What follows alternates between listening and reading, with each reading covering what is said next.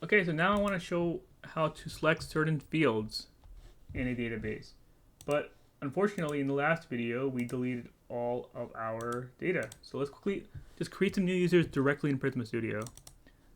So I'm just going to create an Uzumaki at example.com, name Naruto, add a record, S Haruno at example.com. Just pick up your own data if you'd like.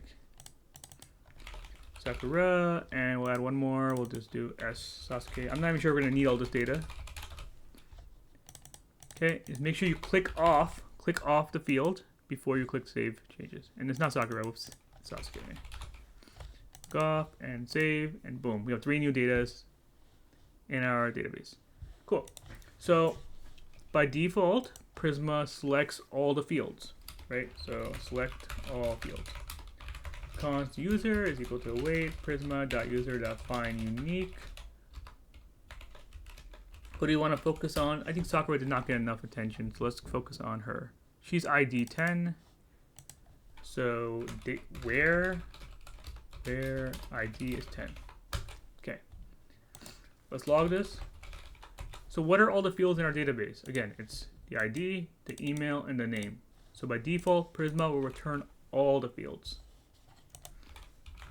npm run dev, right? ID, email, name. But maybe we just want one field, which is also better for database efficiency. Don't grab all the fields unless you need all the fields. So let's select the ID field. So we have another key here that we can use called select, right? And in here, we'll see the fields we have, email, ID, name. And I want to select the ID and set it to true. So now that I've done this, I'm explicitly telling Prisma that I want to select the ID. And I'm not selecting anything else, so Prisma knows to just only get the ID. So let's run it again. And we just get ID 10. Okay, maybe we want the ID field and email field. So we would just add another key value pair in the select of email and true. There we go.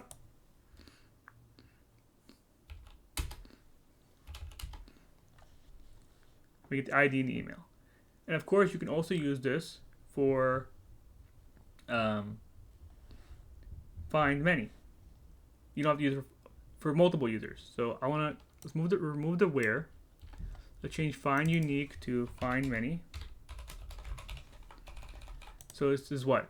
We're going to find all the users, grab all the users, and only return their ID and email. Let's not get the name from the database. We don't need it for our calculations. There we go. ID email, ID email, ID email. Cool. So that's how you can select fields in our database.